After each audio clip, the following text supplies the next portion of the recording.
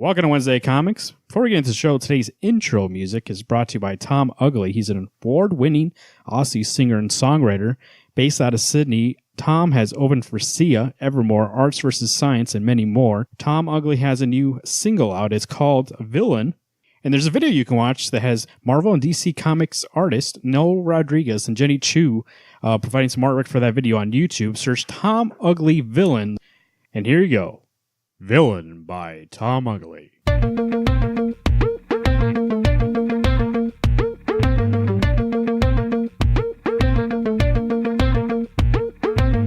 Get with the beat, choose your stolen memories. Take things for free, be like the captain on the sea. Follow your lead, I'm afraid there's no more we see. Get with the beat, there's something smoking in those trees. Who is the real villain? Where am I now? Chilling. What shall we do to him? There's only one thing killing. Welcome to Wednesday Comics. To my right, we have Bebop himself. Alex, how you doing? Hello, everyone. And across me, Rocksteady. Garrett, how you doing? Good, but I should be first. It's now. I mean, since the forecast, Rocksteady comes first. Which one is the Rhino? Rocksteady. Okay, switch around. Rocksteady, Alex, how you doing? Nope, can't do it. Well, you guys are wearing the shirts. That's why I was saying that. What? And I am Krang. My name is Marvin. So Did you just make us fucking look for no reason? Who's who? No, it doesn't. Isn't Rocksteady gray? Yeah, Yeah, and isn't Bebop wearing that red shirt? yeah. He has a red vest on. So I'm right. I want to be Bebop. Bebop's a little bitch. Oh, dude, you got. He's got some sweet glasses. I actually, I think Bebop is cooler. Then I'll be Rocksteady. You think Bebop likes Bebop music? Yeah, that's Oh, okay, that's what the joke is. At least from one of the other shows, the 2012 is when Mikey names them on the side of their car. It's Bebop and Rocksteady. Oh, okay. No, that's why he names them that. So the turtles are a big thing, and You didn't introduce yourself, Marvin. Yeah, Dave Krang. Krang. And I didn't He's hear the you. brain. you're too busy complaining about being a pig. That's what Warthog. Bebop is? He's a warthog. I guess. Bebop, yeah. Rhino and Warthog. Nah, I'm Rocksteady. I said it first. So turtles are like a phenomenon, right? Everybody knows who the Team of T is. Most people, I would say 80%. Not if you read their comics, but nah, I'm just kidding. But that's actually the point I'm going to bring up. The thing is that they're bigger everywhere else except for the comics. And then I was just thinking here, I was looking over here, looking at Batman, right? He's bigger everywhere except for those comics. Like if you talk to most people are introduced to him through some other medium besides his origin, the comics. And then I was looking at Saga over here. It's a huge thing. Like Saga is one of the biggest things in a long time. But I bet you anything, it's one of the biggest things in a long time for the comic industry. But 90% of general population does not know what that is until one day they make a TV show or a movie out of that. Then it blows up. Same thing with Walking Dead. We were talking about before the show. No one knew who the hell Walking Dead was. It was barely selling. And decided to make it a TV show. And then now it's this phenomenon. And now it sells a lot, the comics, because I think that audience is maybe a little bit more apt to go back to the comics. But what is the thing with, and it's been happening for a long time, that these properties, they more like in everything else, like if you have a TV show and it has a character and it gets turned into a movie, people are fans of that TV show and they go see that movie most of the time, right? But like for comics, like it's usually the least thing that it's known for. And why is that, do you think? You think it's the medium itself, or is it that the way that people can access that medium that is holding them back? I mean, I think you can just think of the comic industry as a whole. You know, that's the thing they focus on the most is getting new readers, because it's kind of like comics are like a dark medium that no one really knows about. I think more people now are becoming more used to it because, there's ways to market it to people. But like Batman especially, I mean, he's the gateway in the comics for a lot of people just because there's so many stories, so many origins, so many adaptations, of what's come out. Alex, do you think that if comics weren't only sold in a comic book shop, that they would be more popular? Like if it was sold at the store? I don't Like a magazine? know. That's how it started. Yeah. And say I've been to places. I know like Barnes Noble has weekly comics. They don't have nearly the array that you get at a comic book store. I've actually even been to other stores. Actually, the company I work for used to sell comic books. I don't even know if they were necessarily the weekly things, like they were current. Oh, they weren't current. But they were. I mean, but if nothing else, they were still. I remember looking at them. They were fairly new. They were 6 like or 7. It's like, oh, the last man, one's this is issues, cool. But I don't even know if it has to do with them being available in print, because like we all know, you can certainly buy them digitally or download them digitally. It's not that they're not available for people to get. I think a part of it is that it's like maybe it's not a cliche thing to like comic books, but it's still kind of frowned upon. I think in today's day and age, it's at least more acceptable than 10 years ago, at least. Oh yeah. But I do think, like you said, it's more available to people. But do people know to go and where they go to buy digital comics? Like, do they know where to go? You think? I don't know. Absolutely not. I mean, I to be fair, I don't even know. And I mean, like I know Comixology, right? That's one of the places you can go to get them. Never actually gone there to buy a book. When Marvel had their digital downloads, then I would put in my download code and I would have it. But I guess for me, it's not I'm, as you guys, everybody knows, not technically savvy. Old ass. I'm old. I'm older than some dirt. So to me, that's not easy to get a hold of it. It's actually easier to go to the store. But think about it this way. You say that we were asking a second ago, do people really know where to go?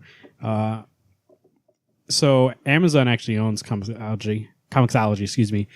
But their stores are different. Pro tip. If you ever want something cheaper, and in Comixology you go, is that the right price? I'm not sure. Is that the cheapest I can get it? Go to Amazon. Usually it's cheaper. Even though they're the same company, or they bought Comixology, they still run independently. And Amazon likes to undercut them at every time they can.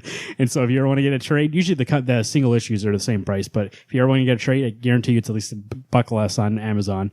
I usually find it there. And if you buy it on Amazon, guess what? It links to your Comixology account and it shows up the same way. But it's usually cheaper. I don't know why they would undercut their own. I mean, I guess they're getting this money the same way. But the thing is, what you're saying, like, I feel like today, especially compared to 10 years ago, you have the library, the library even has a digital content provider for comics. Walmart's trying to put out these exclusive comics, so people are going to go get it. This 100-page thing that's only $5.99, right? $4.99, something like that. $5. Yeah, I think it was Something either like that. it was $5 a piece or $6. But they're trying at least. I mean, DC's putting these out to try to get people. Marvel and DC are trying these young adult and like kids books at like selling them directly to Scholastic, the book fairs, and like they're trying. They're definitely trying. Well, see, I had a discussion with somebody Okay. about like the Walmart, like trying to sell Yeah. comics and whatnot. I don't think it works just for the fact that they put it on like the novelty rack. Where Did you find it there? I haven't been able to find it yet. Yeah, it's by the registers. You know, there's always that aisle where there's like Pokemon cards, and it's like half an aisle. Yeah. By the registers, like there's like a little box that's maybe 1.5 feet wide that has 4 of each comic in there. I'm just like, it just looks like it was put there by accident, or if it's like a decoration. That sounds like a rummage sale thing where it's like, oh, I got this crap I don't want. Let's just throw it over here. If it's DC or Marvel, they should make a like fucking cardboard display and put it on the end of an aisle and be like, "Hey kids, comics! Like, look at this." Well, I think that's one thing Batman. is that comics aren't promoted. I mean, there's always movie trailers. There's always every other week there's a new trailer coming out. There isn't a lot of things going, hey, by the way, issue 50 of Batman's coming out. Jump on it. That's actually probably. I mean, it's a factor, but I think it's one of the major factors is that their marketing is always marketing towards comic book people. And when it's not, when it is a commercial or something like that, or DC had for a second where they played in front of a movie, it's never, they do it in front of comic book movies to try to get those comic book people, but it's never, I never feel like it's compelling enough. It's like showing like still images. And like what I find most intriguing about when I want to get a book is like the creator talking about what the story's going to be about. And when they make these promos, it's always like a still image of Batman flying across, and they do a little motion with Batman flying across the screen. And it's like Batman, and it's like, it looks cheap. It looks cheap, and it looks like it's for kids. But if we had Grant Morrison up there, if we had like a Scott Snyder up there, we had a Jeff Johns, and they were talking about like the history of Batman for a second, like briefly, and about how they're going to change it, what they were planning to do. Like those videos always get me psyched up about picking up those runs. And like, I feel like the comic book industry knows what avenues in which to push their medium, but they don't know how to market their own stuff. Could you? Oh, I just pictured it just now. Could you imagine like Grant Morrison, like dressed up like Steve Jobs? It's you completely blacked out. You turn the screen on, and Grant Morrison talks about the most visceral part about Batman, and then like you see like the cover of like a Grant Morrison Batman go by. Have you ever heard him talk about Batman? Yeah, when he was on Batman and Batman, he talked about Batman and Robin. Right. That man makes you want to read Batman the instant you hear him talk about it. Be like, I got to go read it now. I mean, when he talks about All-Star Superman, he talks about it. The reason why he wrote the character that way. When you hear him say that, you go, I got to go read All-Star Superman now. Even his book, Super Gods, when he talks about like why he started reading comic books because he was scared about nuclear bombs or the atomic bomb at that time. Atomic bombs, and like he was scared and he really wanted to believe in people that could save him from these atomic bombs. And he started into comic books, and like even just hearing him and how he fell in love with like the Silver Age kind of stories where they were kind of silly, but also they still were heroes, and the heroes were kind of more pure. Hearing talking about that also makes you be like, I gotta go read some Silver Age stuff. Like he makes you fall in love with anything he likes to talk about. Scott gets you really hyped up about stuff. Scott's really good about that, and Jeff is really good. Jeff Johns about breaking down a character and like going through like their history and about what the person actually means. When he talks about Green Lantern, when he talks about Batman. Jeff Johns knows like who characters are and can explain it. These are the people who should be selling your books.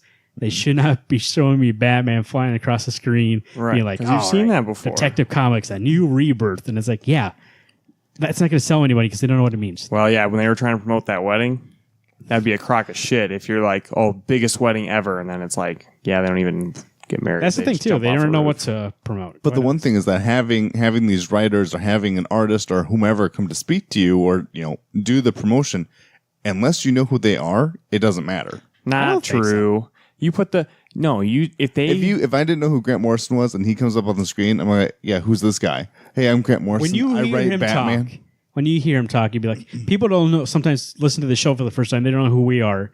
But if that passion comes through, Grant Morrison's passion is immeasurable. This guy is essentially the when we get done with the show, Marvin's going to let me listen to a little bit of his voice, and if indeed he goes Batman and here's some gobbledygook I'm going to say, and I'm like, hell yeah, I'm going to read me some Batman when I get home tonight. I will believe it. But I tell you what, until I hear it, I will not believe it. Has said after we finish the show, sometimes he says, "Man, now I really go read comics." After we do this show every single week, every time we were done here, I was like, I should read some comics. Like I get psyched to read comics, and it's because we're talking about it in a way in which we're passionate, and we're talking about it in a way. And I'm not trying to toot our own horn, but you brought us up, like a way. And it doesn't matter who is talking about it. That person can explain it better to me than a 2D Batman flying across the screen and some guy being like, rebirth, read from the first. I agree. That's stupid. But what else do you do? If I don't know who that guy is. What else do you do? There's nothing else to do except put those guys on the screen. I think, put those guys on the screen and like, will it kill them to make like one good ad ever? It could. Well, I'm just saying, why not introduce the brand? Why not introduce DC Comics or Marvel Comics? I think it's that part of it. Part of it is also where do you find these comics, like Alex was saying, but also like you need like, and then part of it is the distribution. How do you say that? Distribution. Sorry, I'm drinking today. These are pretty good. It's part of that system that does not put it everywhere. Because if I want to go get a comic book, you might not have a comic book store in your town. And so you have to get digital. And then what if you don't have a device and you have to pay $300 to start reading comics, like just to see if you like them? And then you have to pay money just to start, yes, you might have a library, but maybe your library doesn't have the kind of books because you're in a smaller town. If you don't have a comic book shop, it's going to be smaller.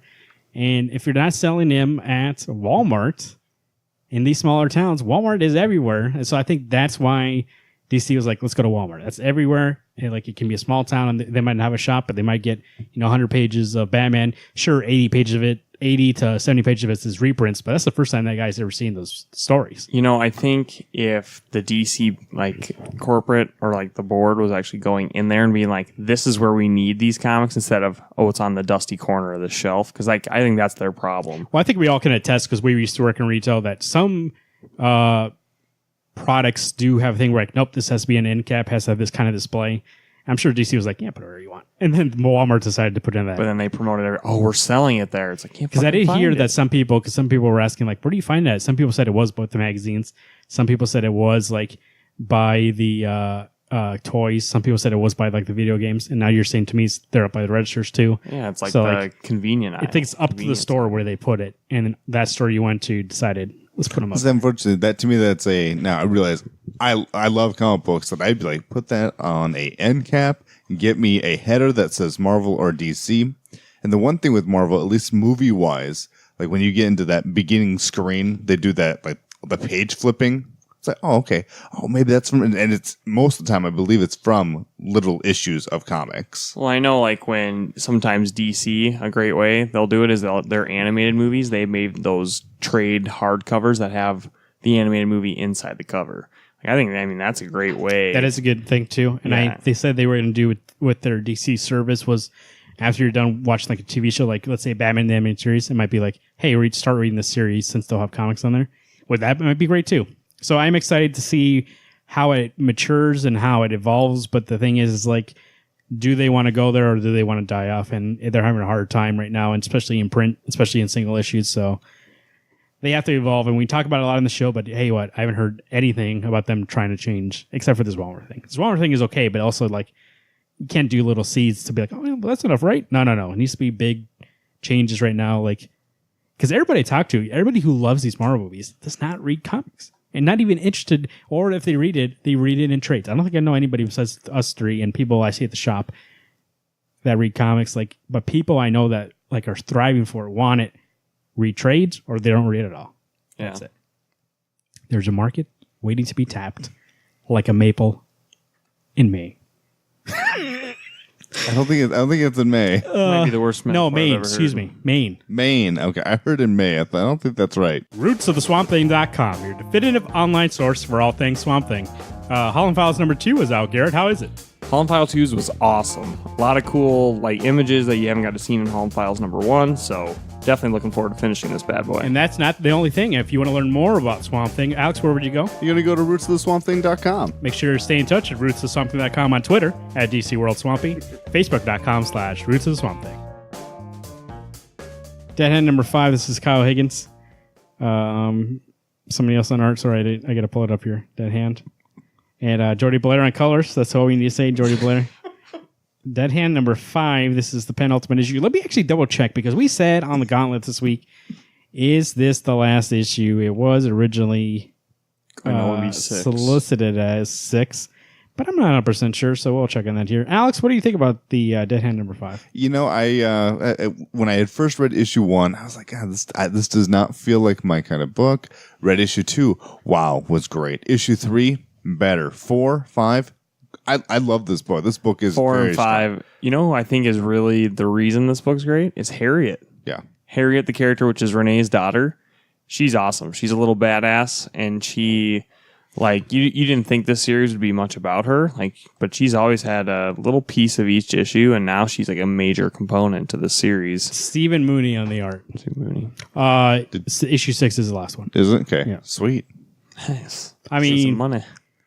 I could see how it can end, but I also could see how they could have made this last longer. But we talked about on the Gauntlet. I think Kyle Higgins is doing a great job in this book, and I am glad that he decides, like, let me just tell a story and not try to make this last forever. So, Well, that's a smart thing for a writer to be like, or a team to be like, I don't need to fill 30 issues. I have a story to tell.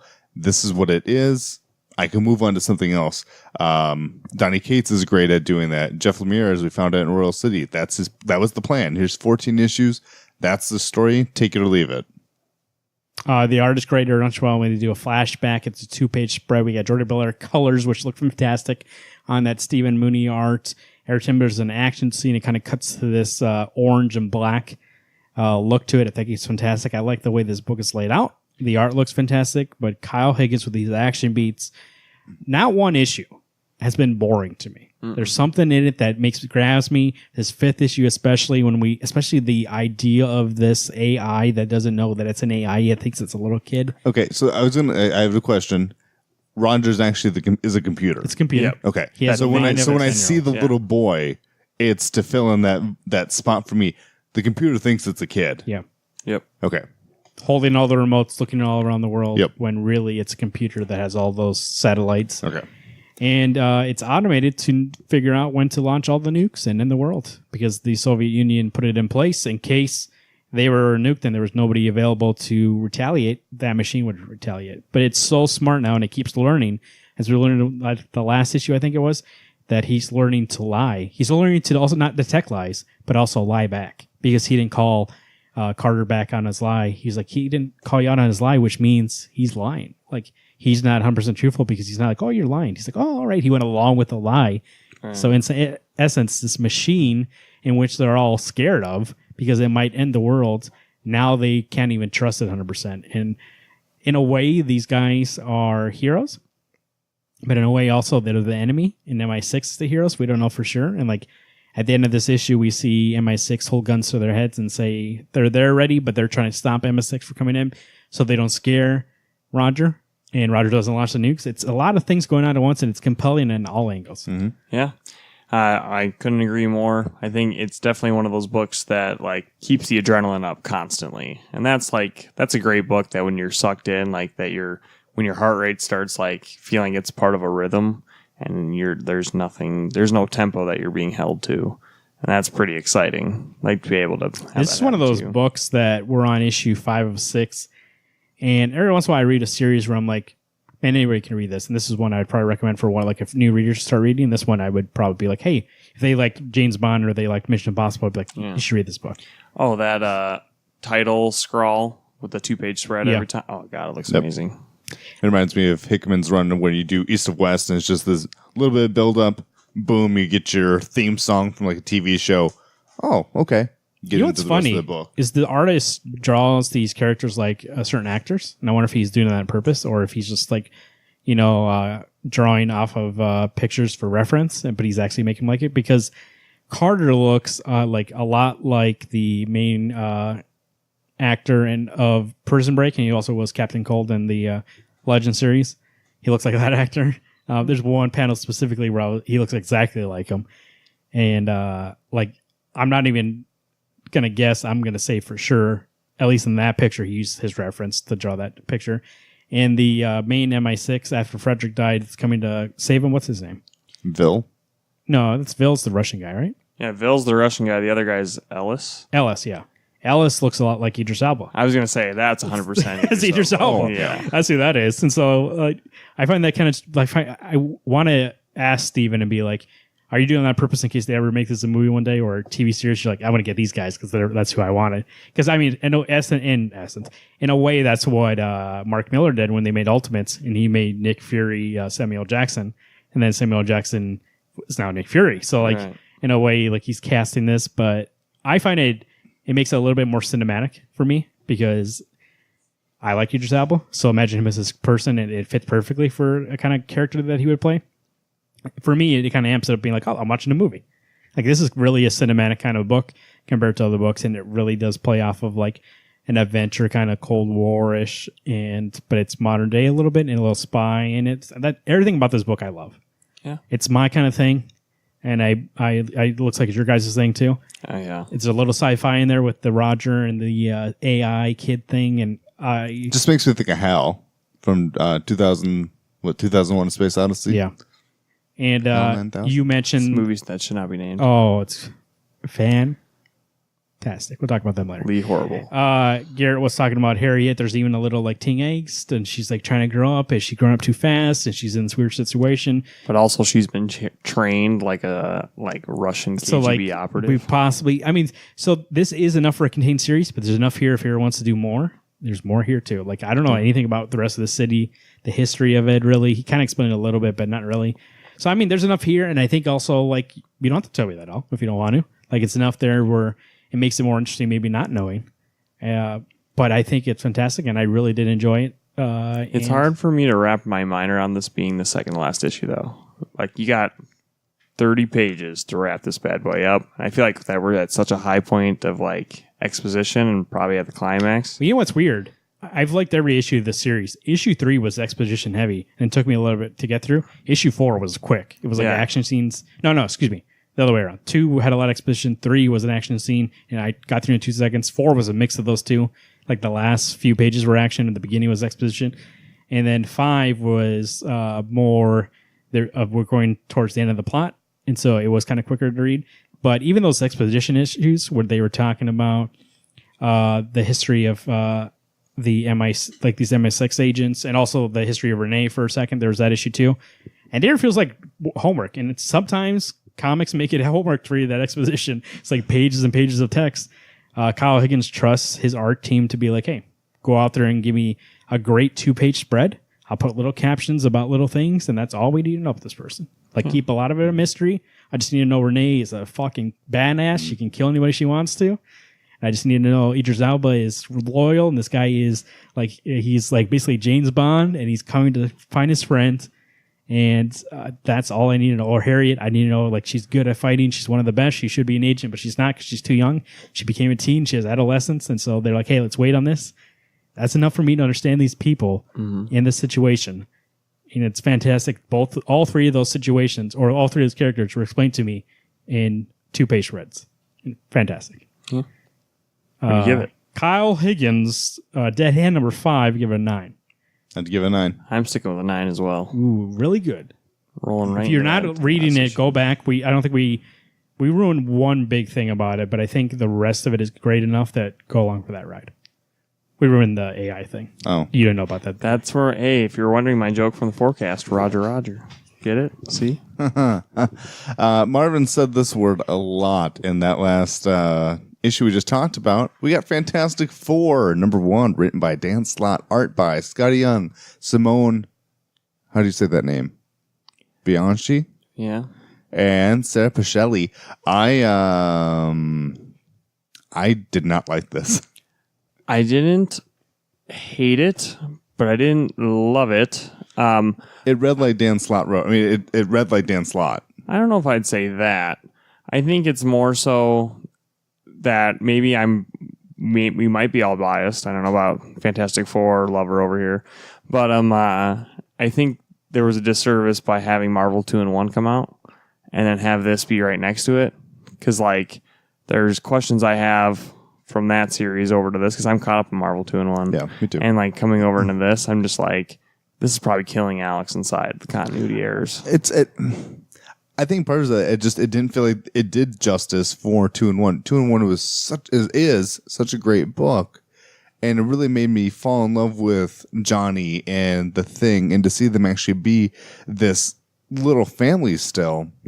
And then you get thrown into this issue, and they're still like, yeah, Reed and Sue are alive. It's like, yeah, I want them to be alive. I don't want them to be gone.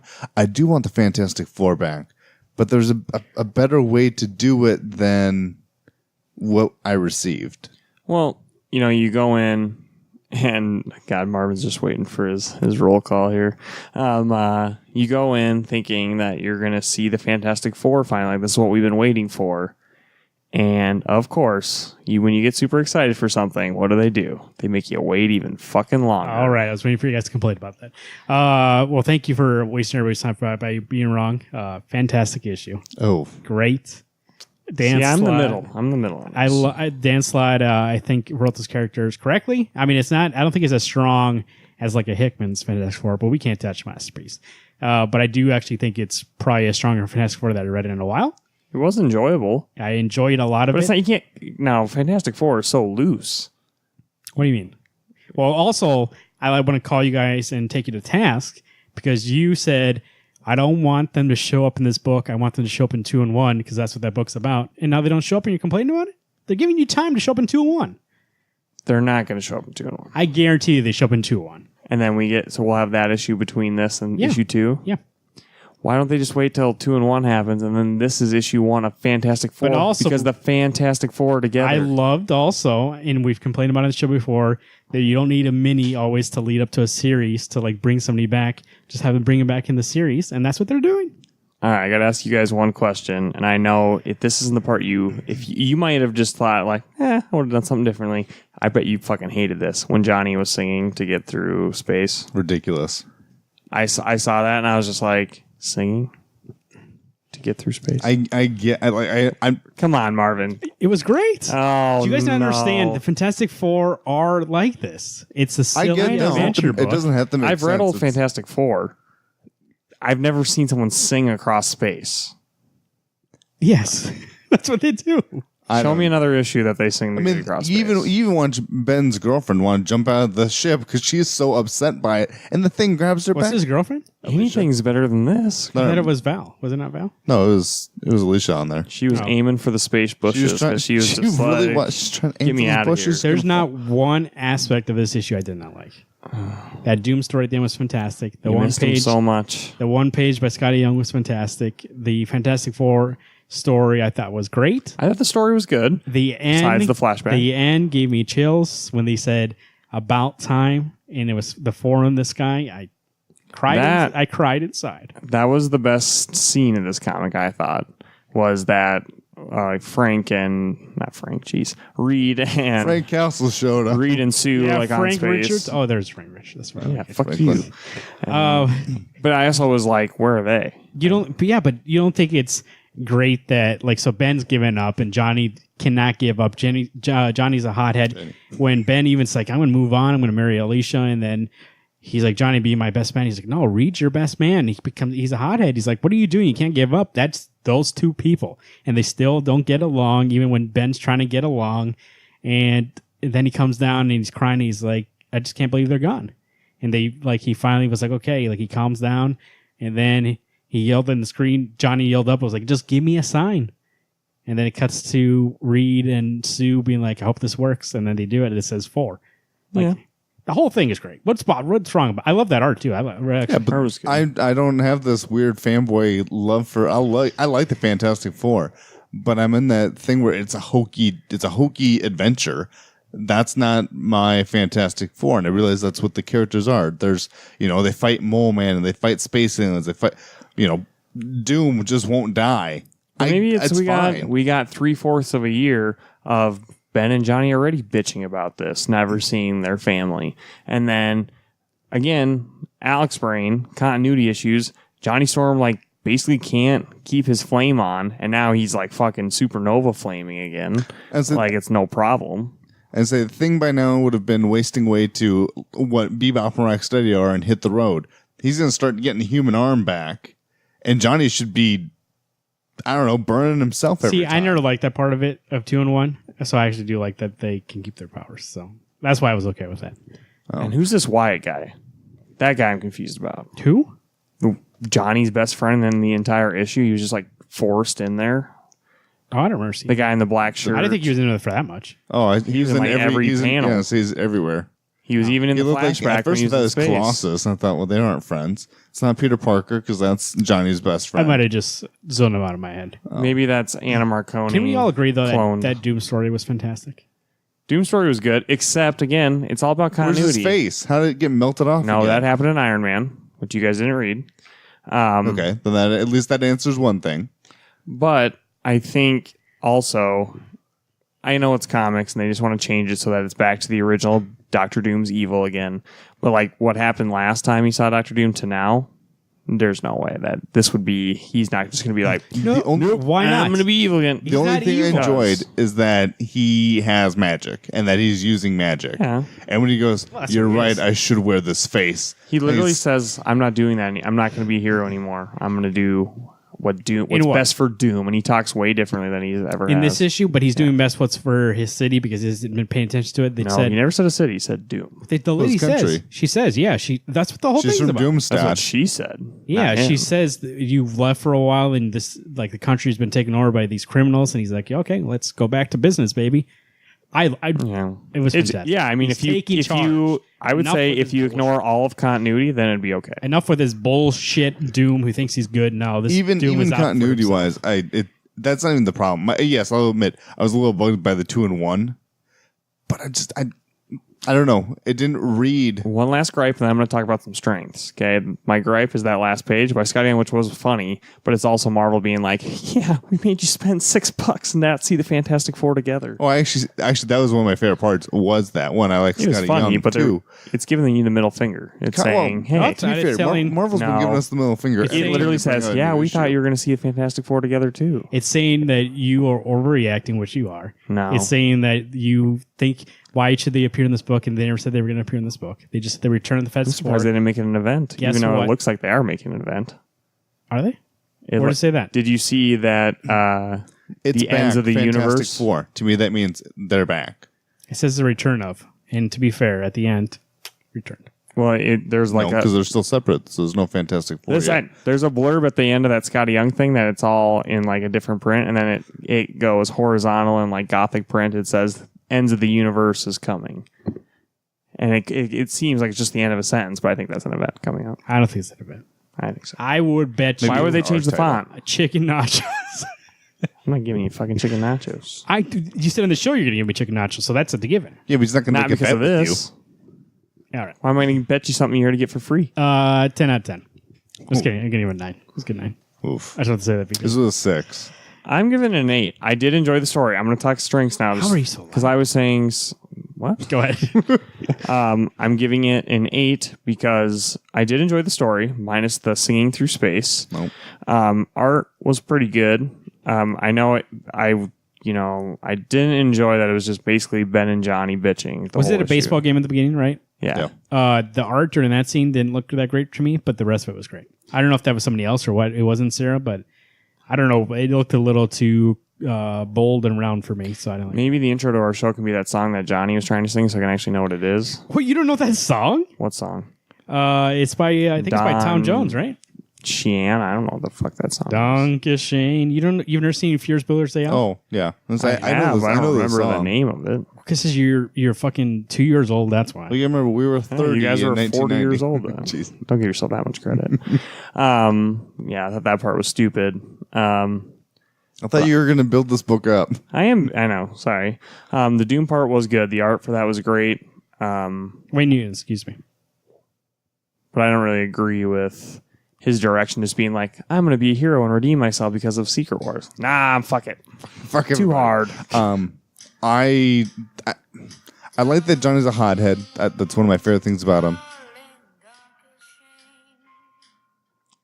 Horrible. Made it worse. I actually do like this song. That's probably why I enjoy that scene. All right. Back to a 7. going It's down. going down. 7. It's down at a 7. Good. One more step to get Yep. into a 6. Getting closer to that L level. And I like that. Like, there's things that were good with the Thing going. I want to move on. They're gone. I'm sorry, they're gone. I can't live my life hoping they come back. And so when he decides to get married, it's like, yeah, way to go. That's great. I love that idea.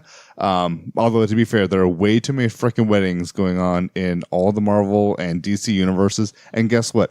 None of those weddings ever happen. I know. It's all a ploy. Batman, Catwoman didn't happen. Colossus and Kitty, pretty It did sure happen. Did it happen? I think Because so. in Astonishing X-Men number 14, It's not in continuity, I thought. Peter's drunk off his ass the whole fucking time. Pretty sad about what's going on with Kitty. So I don't think it happened. Wait, what else do we get? Do you say your rating 6? 6. Okay. Shit. He doesn't want you to talk bad about his all right book. Oh, now he's talking about Son Jackson. That's why I was like, are we done? I can't talk about other books. You can. Next, we have Red Hood and the Outlaws, number Zone out, Marvin. Red Hood and the Outlaws, number 25, written by Scott Lobdell with art by Dexter Soy, Ryan Wynn, Phil Hester, and Andy Parks. So when Hal Jordan showed up in this issue and killed everybody, And Red Hood emptied 2 clips from both his guns. into mind was Hal's- blown. Yeah, that's pretty good. Okay. So this issue opens up right hot off of issue 24. Jason, Red Hood, had shot Penguin point blank in the head, but somehow still misses him enough that Penguin's still alive.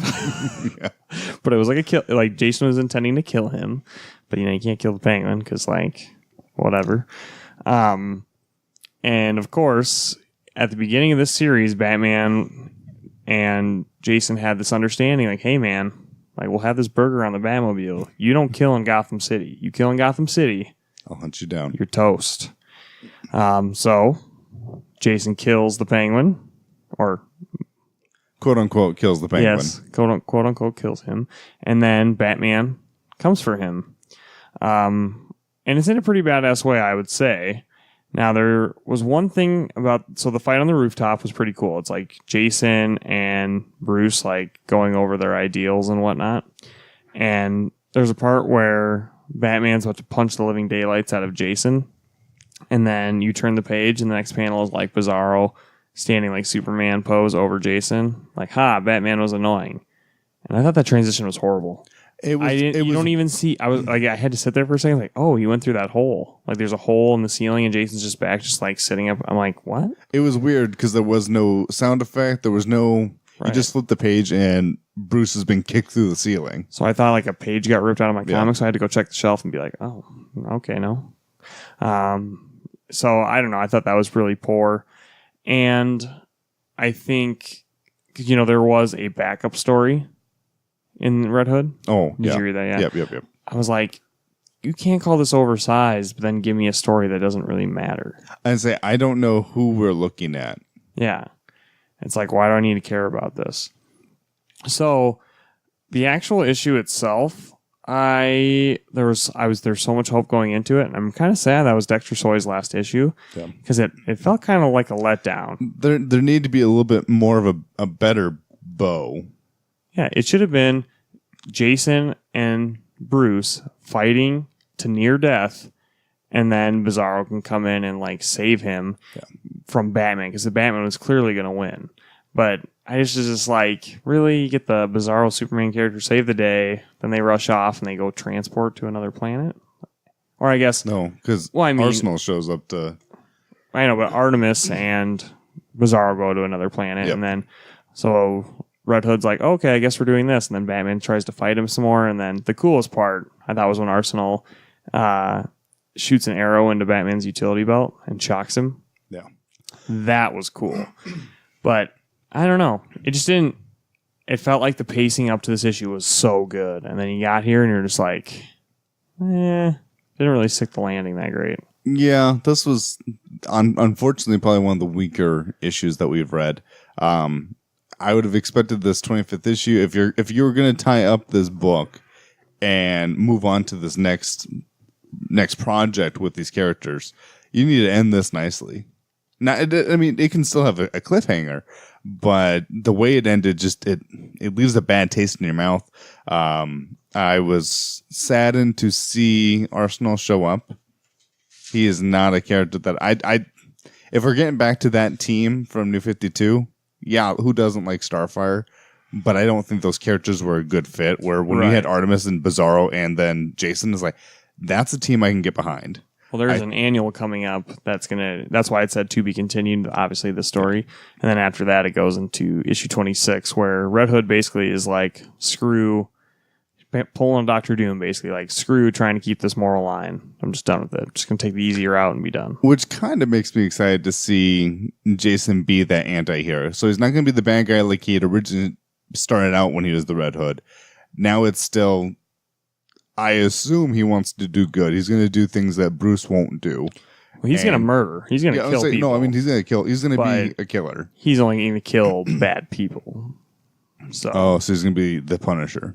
Basically. I'm cool with that. But in his new costume, I sent a picture, or Marvin did. It looks fucking amazing. Yeah. So, yeah. Did you read but did you look at the back page, and it gives you the rundown of how his suit looks? Yeah. And on the back he's got a katana for one side, and then he's got the crowbar. Hell yeah. If you read DC Nation 3, that's like, there's like 3 to 4 pages of the progression from his current costume to that costume, and it's insane. And it's Pete Woods who's doing the art next. And still Scott Lobdell writing, so maybe we'll see some Bizarro pup in the future, or maybe what if that's going to be maybe his like little conscience is Bizarro pop-up. Well, I'm wondering, so if you read the little epilogue part of Bruce getting the shit kicked out of him by the Joker, and then the Outlaws show up, I would like to see, maybe they're going to bring both groups of Outlaws together, Get me a bizarre. I mean, you're getting your own little Justice League setup there. I'd be cool with that. Yeah.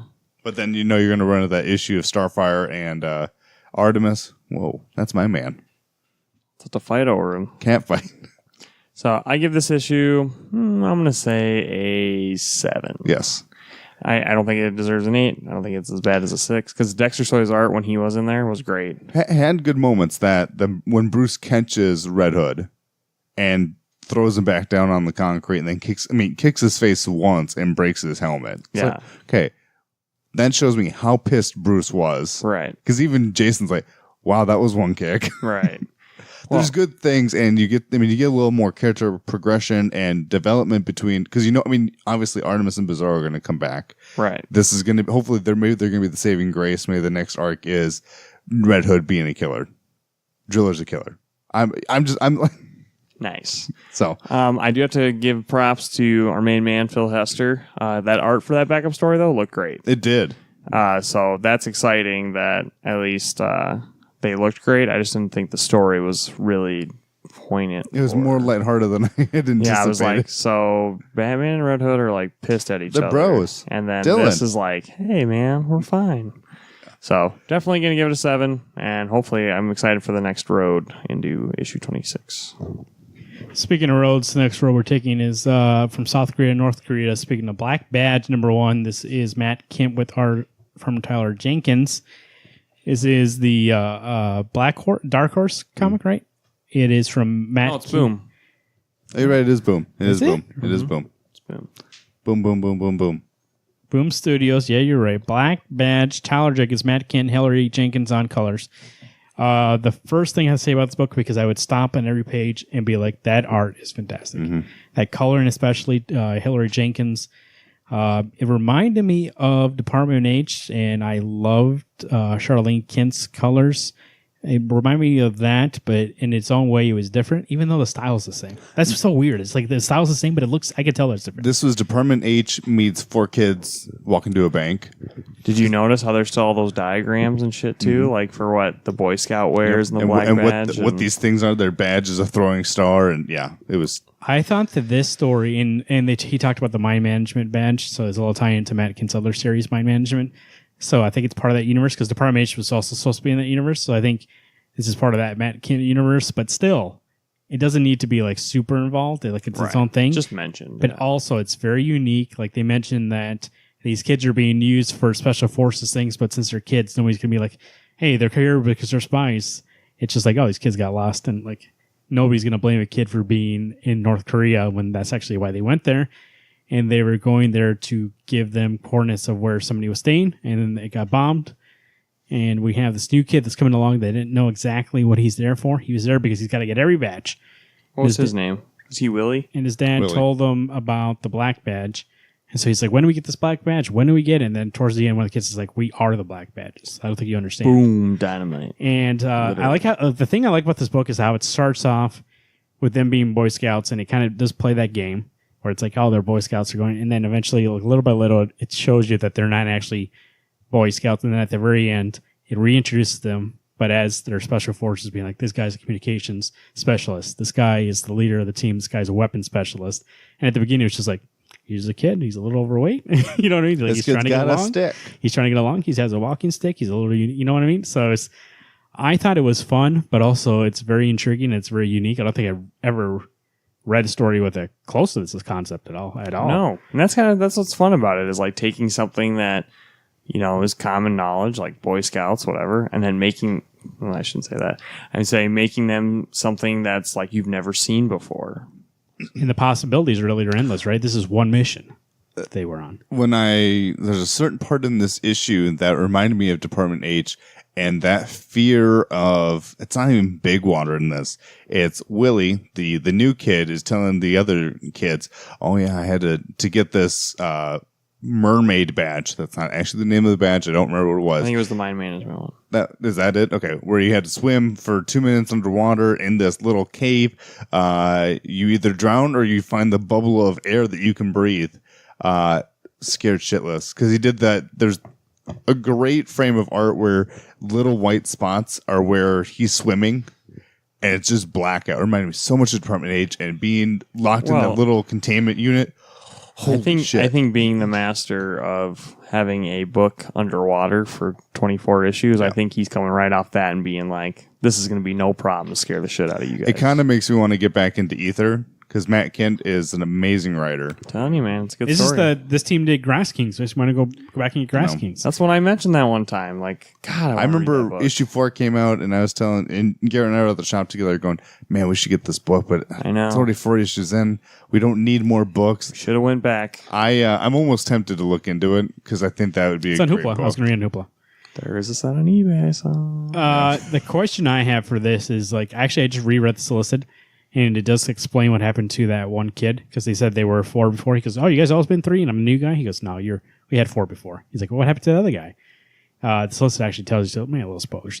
But I hope that this thing is not a miniseries, but also hope it's not ongoing forever. I hope it's like the 24, like Department H. That seems like a good fit for this thing. Yeah. Tell me a contained story, but also I feel like there's a lot of possibilities here. I don't want it to be 6. Like 12 might be okay, but 18, 24, I think that's where this lives. And I hope to see more of this. The art's fantastic. The first issue feels like somebody told me a story. I'm like, this guy's got more stories. You know what I mean? It's not like I just read this first issue and I'm like, I see where this is going. This will be over like 6 issues. It was like, no, I don't know how long this is going to take, but I'm along for the ride. This could be a solid like anthology book where it's just missions for these kids. Yeah, maybe you need an arc of 1 or 2 issues, but I mean these kids are so malleable. They can go anywhere they need to be. And like you said, they're kids. They're not a threat until they've already done what they needed to do. now there's one part where they're in North Korea, across the fence. Do you think ever there'd be 4 kids in North Korea and they're like, we'll let you go back to South No. Korea? Possibly. Those kids would be arrested and You would probably never put see into them a ever camp. again.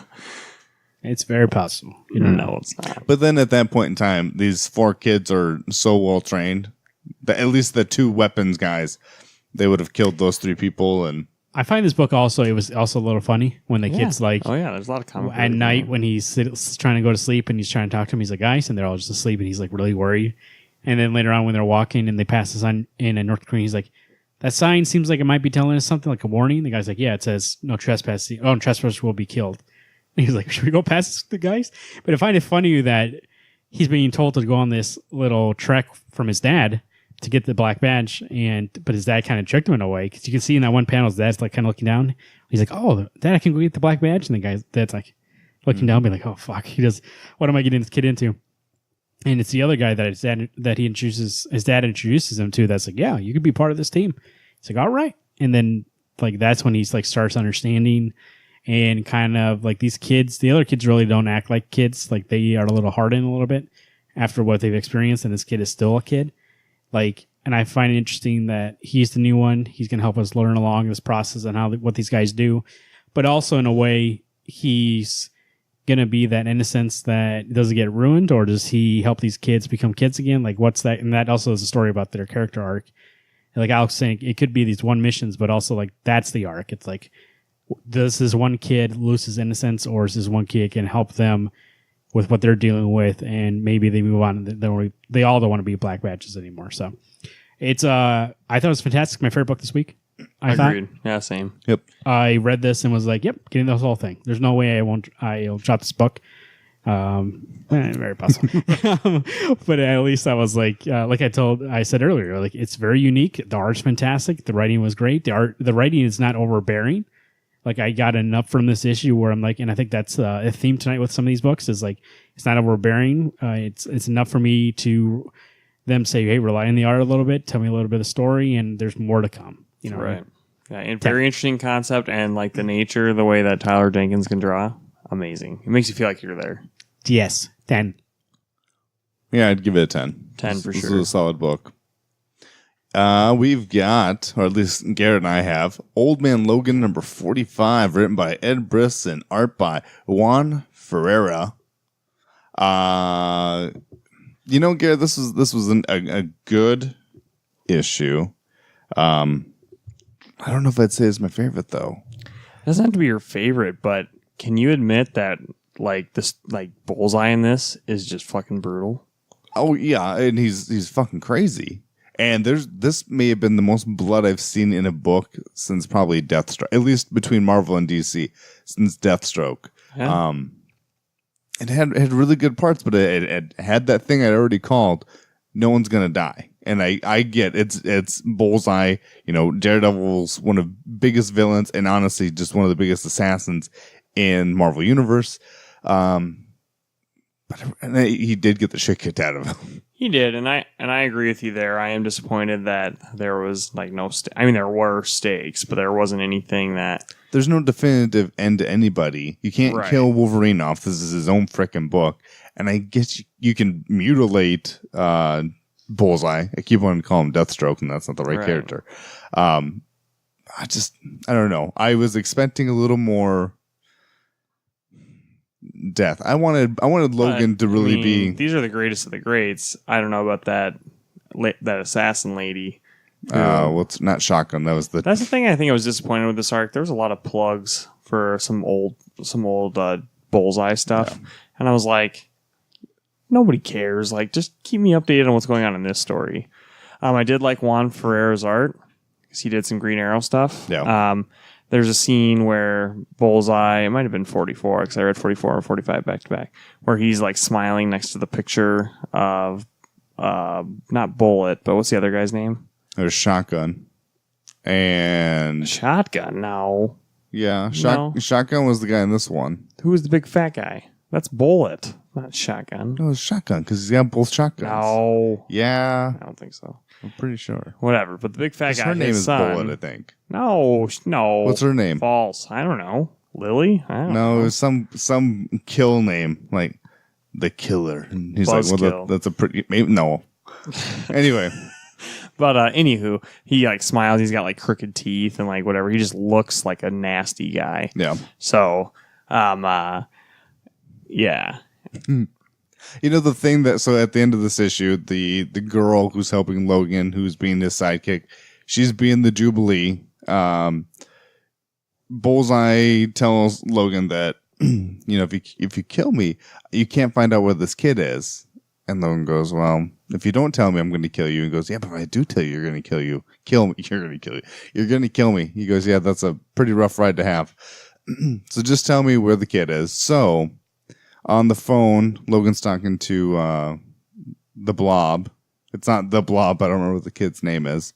So an X-Men from the school goes to this apartment and tells Logan on the phone, yeah, the boy's dead. And so Bullseye does this ridiculous shit, flips out. The other girl takes a shot at him, shoots right through the handcuffs that are holding him. He runs and gets her gun and shoots the live and piss out of Logan.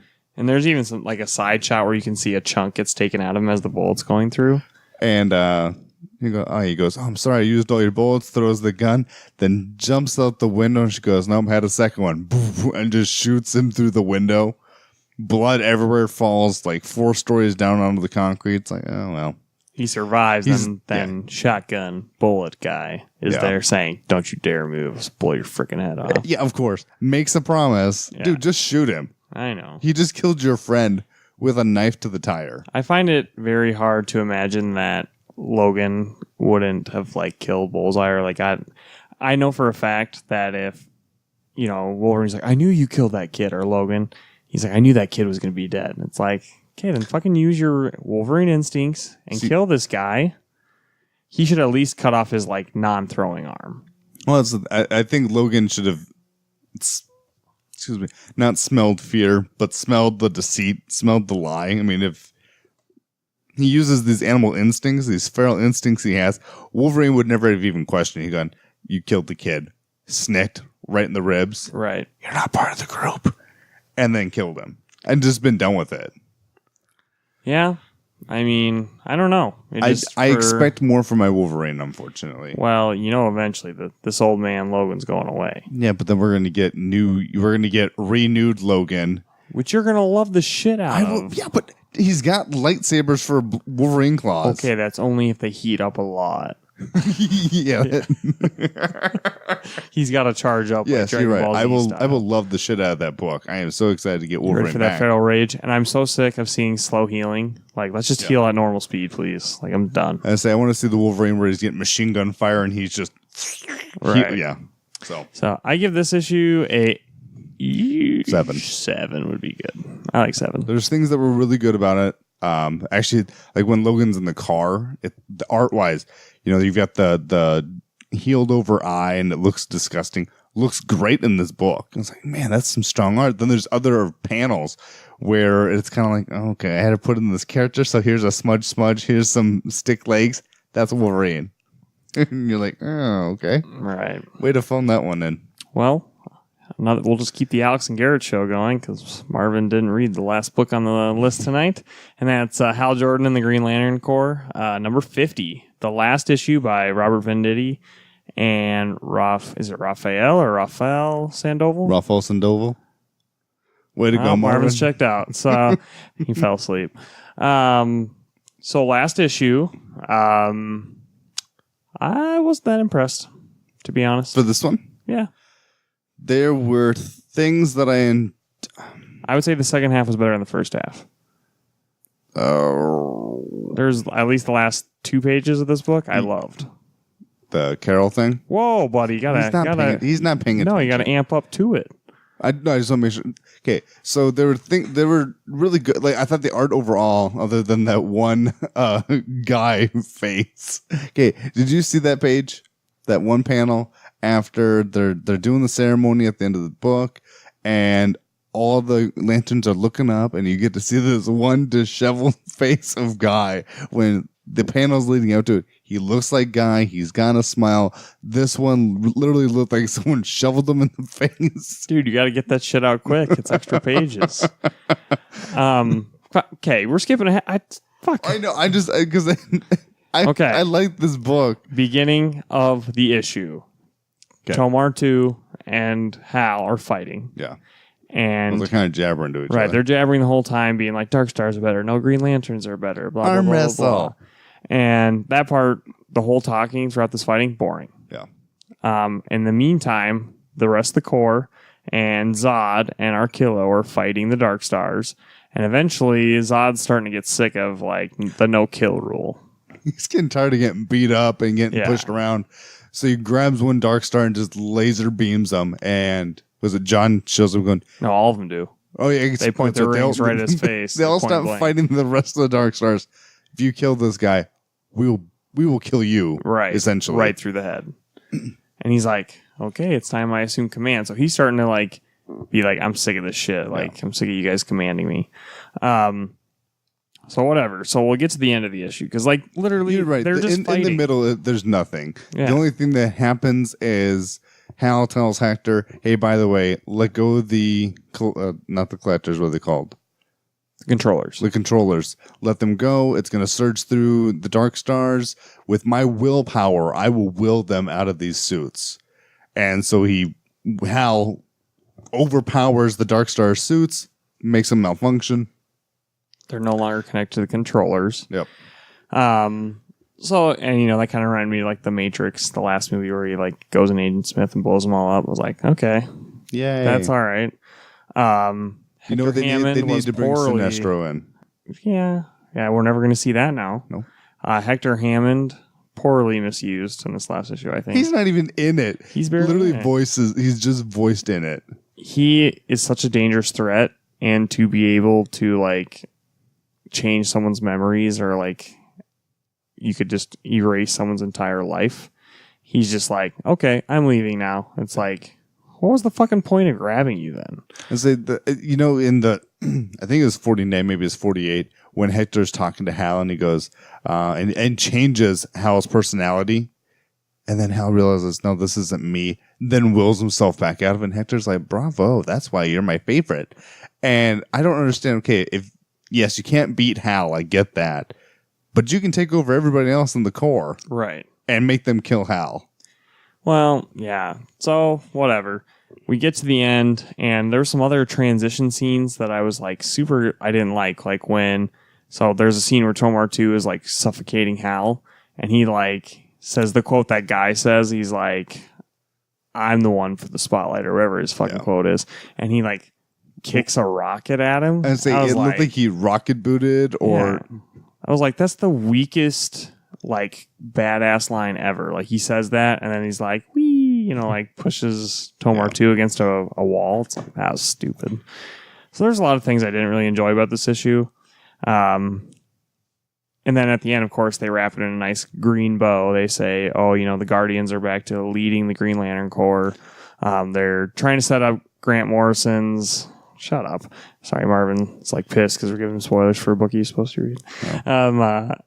So the Guardians are back to leading the governing body of the Green Lanterns.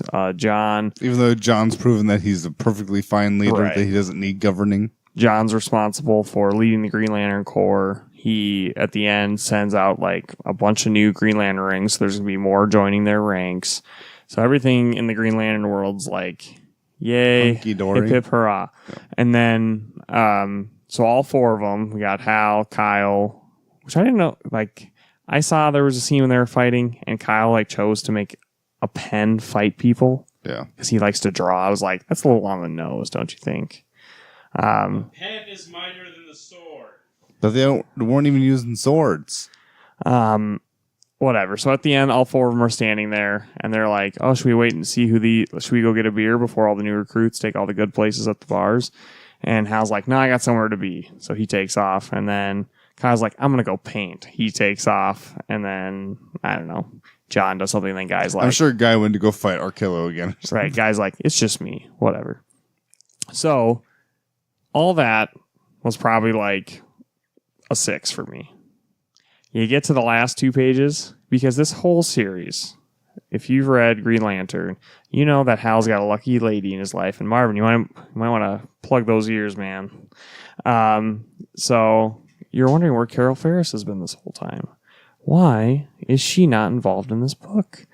And so he takes off and realizes he knocks on Carol Ferris's door, and he's like, "Carol, like, I need to talk to you. Like, I need to explain something to you." And then she's like, "Hal, you don't have to do that. Like, I know, I understand."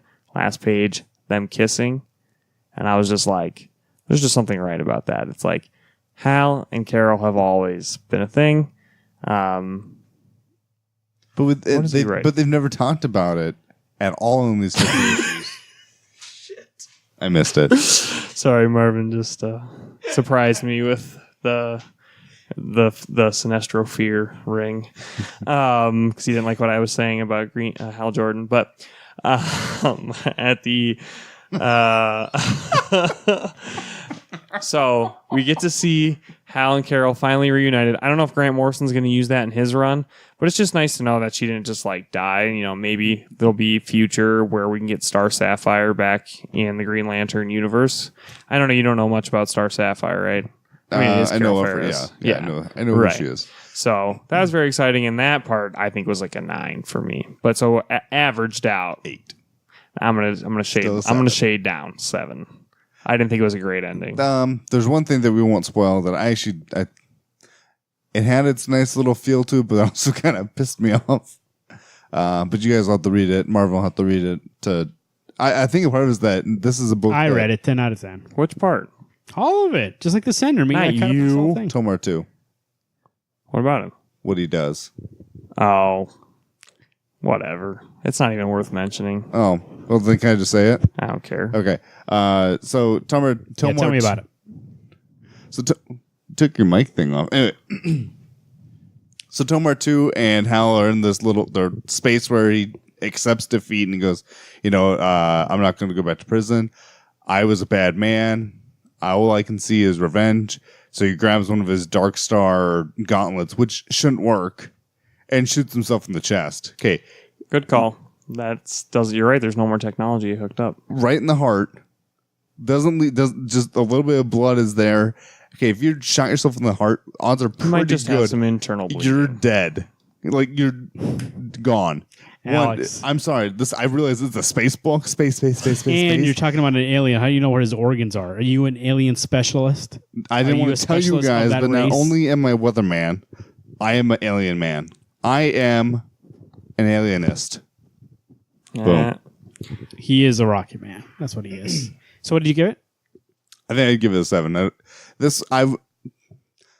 The way that this book as a series started, every issue was a 10 out of 10. Then you get past the green and yellow stopped working together. This book really did kind of take a slump. Gary, what did you give the book? I gave it a 7 for exactly the same reason. Like the beginning of this arc, I was like, oh, we're finally getting back to roots. And then it's like, it felt like more like, hey, Grant Morrison's book's starting soon. You better wrap this up. And he's like, I'll just end it here. It's like, could have had a little more. And you heard it from out. Marvin, 10 out of 10. Hal Jordan in the Green Lantern Corps number 50. That is Black Badge number 1. The Dead Hand number 5. Red Hood and the Outlaws number 25. What else? Fantastic Four. Fantastic Four. The worst book of the bunch. You don't even remember? And Old Man Logan, Old 45. Man Logan's 45. Did you hear I called Old Man Logan's? Yep. Is Number 45. 45. Pick up those books wherever you pick up your books. I know it's hard to figure it out. That's what we talked about at the beginning of the show, but figure it out and pick up your books where you want to pick them up. We'll figure it out and pick them up. Go to the grocery store and find no books there. Supercon 2018, Return of the Con, September 28th, 29th, and 30th. Tickets on sale at supercon.com. Alex, we're going to be there doing a show, aren't we? Yeah, we're going to be there on the 28th doing a live show for everyone. What's it going to be called? Wednesday Comics After Dark. And not only us are going to be there, a lot of people are going to be there. Phil Hester, right, Garrett? Yes, Phil Hester, the current artist of Batman Beyond. He's done other projects like Shipwreck. He's done some Swamp Thing that you may or may not have seen, and some Holland Files that came out recently. Not only Phil, Science Steve, Shay Fontana, Tony Fleece, Travis Nye, Midwest all doing a show the 28th. They'll be doing a show that night. That's the main attraction that night. Jill Thompson, Ryan Cody, John Allen, and more. Tom Wynn. Going to be at supercon.com. Make sure there's a lot going on that weekend. I would say, if I am going to tell you any kind of advice, buy that weekend pass. You won't regret it. You got MAP concert that night also. You got Wednesday Comics After Dark. And then you got a whole weekend of stuff to do, people to see. Supercon.com for more information. We're going to play a little game tonight. I don't even know if Alex knows about this. Do you know what we're playing? Nope. Hey, Garrett knows. We talked about it. Ooh, I'm going to tell you right now. It's going to make you eat lightning and crap thunder. We are doing a little combo court tonight. A little bit different. I made one little thing to make it a little bit like a game. Right? What we're going to do when it's your turn. So Fight this guy hard. I have here, we're each going to do 2 cases. I have 7, though, written down. I'm going to go with the randomizer. So when it's your turn, you will be the prosecutor. Right? I will put in here the randomizer 1 through 7. Whatever it lands on, that's going to be your case. And then, no, actually, you don't have to be the prosecutor. I'll let you decide prosecutor, defender. And then I'll decide who you're going against. I'll make it even because there's going to be an even amount of rounds. But I'll decide who you're going against. So let me go to the randomizer here. Alex, you're going to go first. So decide whether or not you want to be... Or you want to hear the case first? Yeah. So I want to hear what the case is before I decide. You know what? You decide beforehand. Let's make it a little bit more fun. What? Otherwise, it's going to be too much. You're going to pick a side. The fun of this game is being unprepared. So pick which one you want to do. Think about what Defend, are you or do you want to be a prosecutor? Can I at least know what number I have? What? It's going to randomize. What do you mean? Well, am I going to get number 4? So when I get number 4, then I'll tell you what I choose. I don't even need to know. But I want 1 to know through 7. Yep. You're number 3. Prosecutor. He's going to be the prosecutor. We'll go first against Garrett here. Garrett will be the defender. Case number 3. It's a good one. It's a good one. So we were talking about before about people love these superheroes. Your case is going to be, Alex, you're going to argue that better comic books are ones that include superheroes. And Garrett's going to argue what's going to keep this medium alive and what's better are comic books about other things. Damn, I should have been in the defense. So I want supers are good. You're going to argue supers are what are good in comics, and Garrett's going to talk about everything else besides superhero comics. Like, that's not what's keeping it alive to him. It's the other things. Let me set the timer here for you. Little timer. Are we still having the same time limit like we always do? 2 minutes for start? I'm going to give you quicker 3 one? minutes Holy shit. for your argument, 1 minute rebuttal. So when you're ready? Ready. Go ahead. Ladies and gentlemen of the court, I implore you to go for the heroes. You know who you call when you need assistance? You call those heroes. You call your Captain Americas. You put out that signal for the Batman. But the most important thing is they're in your comic books. You have them every day. And you know what makes you sell those books? Is them being there. I don't go out and buy a book that doesn't have a hero. I don't buy that saga garbage. I buy me some Batman. He's on the cover. I get some DC. That's Detective Comics. You know what? Even if you like that shit action comics, you got yourself some Superman. He's not just a man, but he is literally a Superman. You get that Spider-Man. You know why you get these characters? Because you like the powers. You like the way they make you feel. That sounded bad. What do you want Superman to fly into you like a speeding bullet? Excuse me, don't interrupt his arguments. Go ahead. Oh, I had 10 seconds to your thing. But as a ooh, man, Judge loves me. As the characters are, you like them for what they stand for. Put those away. Captain America stands for not just being an American person, but being a man. And what does it mean to be a man? It means to be... Shaking your head at me, boy. I'm gonna bring out that southern drawl. I need more. Do you want to recall your time? You got a minute left. I've already talked for 2 minutes. Yeah. Way to go, me. These characters as heroes, they make you feel for something more than just being you. I don't know why I'm looking at you. I should be looking at Marvin. Marvin, you know what? You read Fantastic Four. You love these characters because not necessarily just because they are heroes, but because they're people. Fuck, shouldn't look at anybody.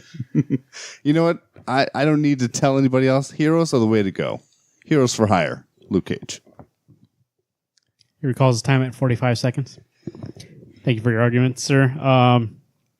Also, something you brought up at the beginning, you kept saying you kept talking to some imaginary jury. There is no jury here. I am judge, jury, and executioner. I forgot to tell you, this is Combat Court with Judge Dredd. And that's who... when you lose, the judge will always be Judge Dredd, and they will make the final decision. So thank you for your argument, sir. But I will hear from the defendant right now. When you're ready, sir. Go ahead. Well, Judge, I mean, first off, pleasure to see you today. Looking great.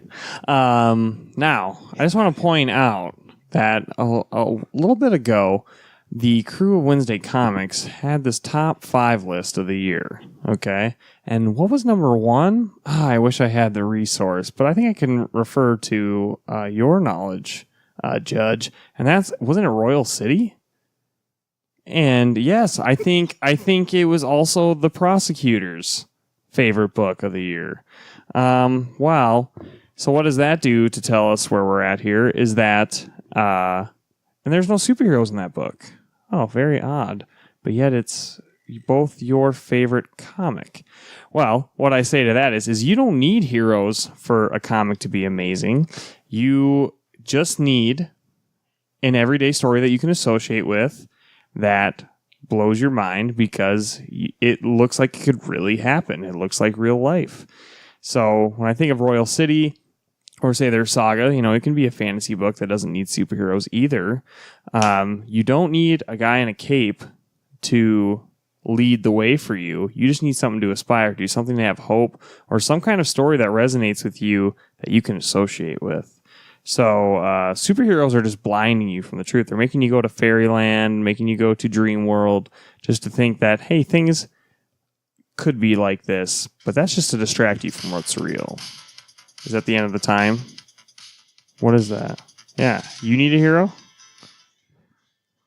Go ahead. I'll give you 10 more seconds. Go ahead. Well, what the heck? I should get 20 more seconds because you just distracted me for 10. Why would you get Right, 20 Judge? then? Go ahead. You're wasting your own time now. I'm not wasting my own time. So superheroes, they distract you from what's real, from what's out there. They distract you from great storytelling.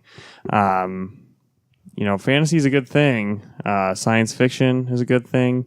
But when superheroes are blinding you and showing you a world that isn't as perfect as they try to make it seem, I rest my case. All right, there we go. Actually, I'm going to change it back to 2 minutes because you both took 2 minutes. So it seems like that's perfect time. I thought it was weird that you're giving us longer time to talk. You get in this. 3 minutes. I get 1 minute to rebuttal. Well, I'm just saying, like, shorter. You get 3 minutes. What? You only used 2 minutes. No, I thought that was the end of my time. That No, you were playing, he was playing music to distract you. Oh. Right?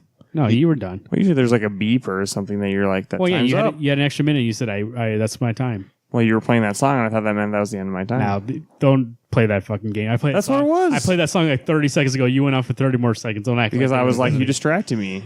Alex, rebuttal, you get a minute. Here you go. You know what a hero does for you? It lets you escape. It's not blinding you. It's letting you see a life that these people have. It's letting you be, if you were ever picked on, you're Spider-Man. You're fighting back against the bullies. If you feel like an outcast, like you're an alien, maybe you're trying to live that Superman life. I can give you a punch. If your parents were ever killed, you could be Batman.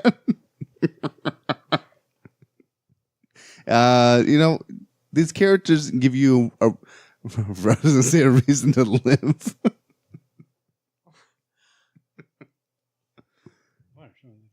More importantly, all you get from these more like real life stories is, you can relate to it. But what does relation have to do with anything? Stop doing that. Superheroes rule, boring books drool. That was a really boring one. I wasn't passionate about that at all. Give your rebuttal. Oh, this is my rebuttal Here now? we go. I have a rebuttal for this? We have 7 cases? This Why is would going to get long. I think we're only doing 3 cases. Oh. I thought we were each doing 2. These need to be shorter than. You're not getting back this time. You better hurry up. That's cool. So back to Royal City. No, I'm just kidding. But books that don't have superheroes, like I said, superheroes distract you from what the world's really like. In storytelling, especially with I think it's Saga, because I've only read the first issue. That's a real life story, not a real life story, but a real story about a family. Yeah. It's a real story about a family. I corrected myself, assholes. 10 more seconds for me. It's a real story about a took away 10 family. seconds. Look at that guy with the horns. He's horny, okay? Leave him alone. So, real story about a family. Yes, it is. Are they a family? Is there a family in that book? I quit this case, Your Honor. He can have the case. win. I'm not even. I never passionate win the about it. cases. I'm not even passionate about it. Some bullshit. I think There we go. That's the end of this case I think here. they each need to be a minute long. I am going to Side with rule in this case, and I'm going to rule in favor of It's gonna be you anyway. It is not. It's me. that we need a hero just because this guy tried to play The shenanigans. odds were stacked. And told me against he the thought his entire time was time. up when he went on for another fucking minute. Don't act like I asked you. I was like, "Am I I done?" am- And you're like, "No, I'm just playing the music." Then I kept going. And then at the end you said, "What? I thought you were done. I was done when I played the music." So you just lie. You just contradict yourself. Literally, a minute. Perjury. This is you. Yeah, this is perjury. I'm going to lock you up. Contempt of I court. thought you were killing Let him. me see your degree of judgeship. This is contempt of court. You're Whoops, that going is to good. jail for life. We're probably going to get the death penalty out of this thing. Good. And not by lethal injection. We're doing a shooting squad. That's what they call it. Shooting. Yep. No. Please take me out of the misery, whatever that court case was. So that's the first case there. The second case I'll do. Oh man! I'll be the defendant. No wonder this guy can't judge us. He can't even fucking hold a beer can. And let's see here. 1 through 7. Double down. Here we go again. Nope. Number 5. What do I got for 5 here? Oh, buddy. Here we go. I'm meeting the defendants.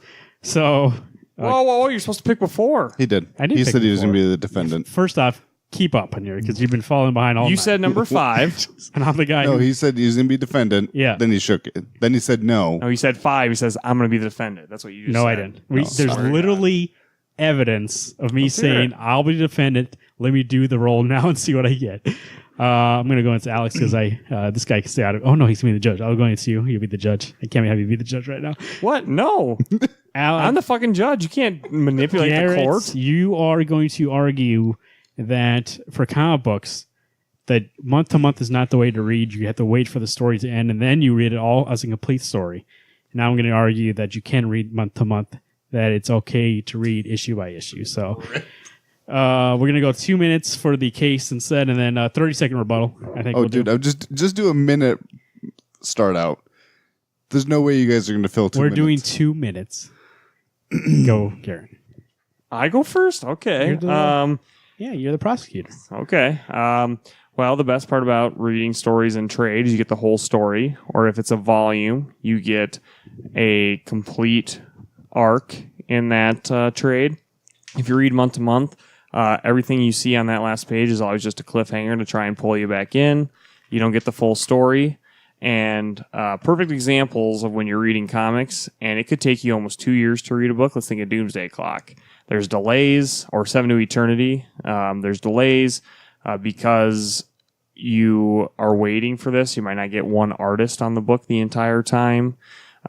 So when you're waiting month to month, is it really worth it when you could just read the whole story? And plus, you're paying more to read it monthly, because if you say I get 6 issues that are $4 each, that's 24.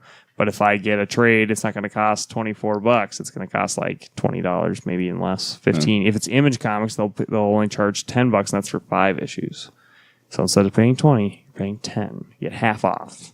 Nice. So I'm just going to rest my case, because when you read a whole story, why would you wait for a piece of a story where you could have the whole thing? It's like Netflix. Why would I watch one episode at a time? Or like when Hulu does their streaming, they'll let you watch the first 2 and then you got to wait each week for the next episode. It's like I'm paying for a streaming service and you're still making me wait like I have to watch cable TV. So, fuck you. Alex, you're the judge. See, don't be a dick in my courtroom.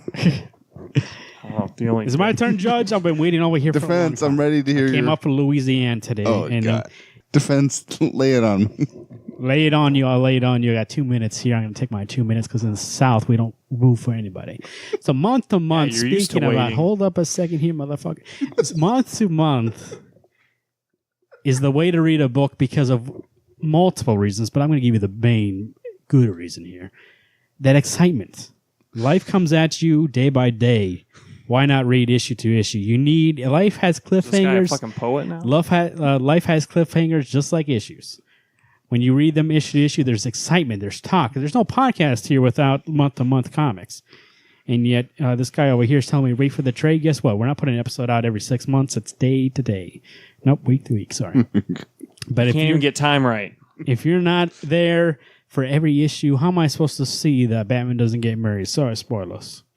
How are you supposed to see that Catwoman runs off and then like 2 weeks later, sometimes a month later, who knows? Sometimes we're going bi-weekly, sometimes we're going bi-monthly, who knows? You get a book, sometimes they're weekly. Guess what? I like them weekly. They come out and you get up quick. And then you figure out that's excitement. Life is all about excitement. Keep it up. Get that fire going. This guy over here saying he's waiting. What are you waiting between that month? Saga comes out every 6 months. What are you doing in between? Twiddling your thumbs? I got time for that. I got to read everything. I'm filling up. I got 30 issues. That's 30 days of comics, baby. And I read one a day and I go back to sleep. So you're off to the races. You're reading some Saga number 50 and you're crying in your pillows all night. But I got to wait for that trade. Guess what? I'm not crying with everybody else. I'm crying with some people who are late to the party. And I rest my case with 13 seconds left. That's a lucky number, baby. Prosecution, what's your rebuttal? Now, that bullshit you just listened to for 2 minutes was bullshit. Who wants to wait? Why can't I have it now? Now is necessary. Wait, you'll forget about it. Now, let's think from a sales perspective, okay? Is it make more sense to put a lot of promotion around a trade, paperback, where you get a whole story, a complete thought, or when you're spreading something out over 2 to 3 years, do you think everyone that starts on issue 1 is going to stay on that through the end? Huh? I don't think so, right? I mean, one case in hand. I mean, Descender. This guy. What the fuck is happening right now? That time your time is up. Oh, you have 30 seconds now. Yeah. Oh, I forgot about that. Well, bullshit. nice rebuttal there, sir. Descender with the defense. He gets 2 minutes. I get 30 seconds to respond. I'll go with my 30-second rebuttal. So Tilted court. Here's the thing I'm talking about here. Now, I grew up in the South. We ain't got time for this trade thing. That's a lot of money. You're talking about, hey, go out there and spend $10 a pop. No, I got 3 cents. and I got to get a comic. So I got to go out there, and I can pay little by little then. $3 here, $3 there. Pick up a comic. I'm not investing in the whole thing. What if it's bad? And I get a trade, and I don't like the first issue? What am I going to do? Throw the whole thing in the fire? Probably. You need fire out there. Shit, that's fast. 30 seconds. Yeah. It is. It's like 45. I rest my case. You understand where I'm going. Garrett's the winner. Thanks. There we go. That's the second case there. Garrett, pick if you're going to be the defender or the prosecutor. I'll be the prosecutor. You're going to be the prosecutor. We got case number 1 here. And since Alex set that one up, we'll have him go. What's the timer at? We're going to have him go. The case here for you is going to be... But I haven't got to be the fucking judge yet. You'll be the judge next time. I'm going to be twice in a row. It's only fair if I can get skipped. Well, we're already into this one, so you can't do it. Rules. You'll be the judge twice in a row. Rule only changed to wound me. We're going to go with 1 minute on the case instead. We're going to go with Alex. Hey, it's about fucking time. Don't worry, last case, it'll be 30 seconds each. No, we'll do one more so you can be judge. Yeah, he's right. What's my fucking case?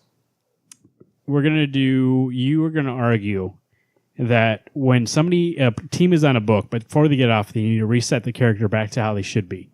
And Alex is going to argue that there should be some sort of continuity where they move on and the characters are always, building on what happened to them last, and that Batman should not look like 1970s Batman and 2010 Batman. The guy's moved on and he's like grown as a character. You're arguing like every time somebody comes on, they reset him back to how he was so that way they can mess around with him. You're gonna hate this one. I don't understand. So I'm saying I'm prosecuting the fact that he wants to stay the same. Like Hal Jordan Yeah, in that sounds Green like an Lantern Corps. offense. No, There was Vendetti's story. Now the next one is getting reset. Like he has to end it, and when they start up a book again, you start at stage 0. So that's what I'm talking about. Yes. You saying it's good? You need to reset. You want them to reset it, so that you can have Go ahead, 97 number ones for the same fucking book. Well, it's always good to have fresh takes on characters. I mean, when you reset it, it's the story's new. You get new adventures because if everything stayed the same, then you'd get the same storylines. It would be boring. No one would pick it up. So having a new start. If you do it like the Marvel style, you just put a new number 1 on it, and it's like it's its own volume of a comic. I guess I'm thinking of Green Lantern now because that's the example you gave me. But yeah, a new creative team resetting their comic. I think that's fair. It's like when Bendis took over Superman and like Action Comics. It's like it's fair because I don't think it's fair to read 44 issues of one person's story, then 45 starts the next person's story. I think that is confusing, at least for a new market standpoint. So, yeah. Good stuff. Alex, there you go. 1 I minute. think I still understand this Ready? case. So in life, every part of my life doesn't get restarted when I start something new. When I have a child, my life doesn't just restart. When I got married, my life didn't just restart. It added on to what was already given to me. So when I got that issue 1 in 1938 of Action Comics, I'm up to 2018 now.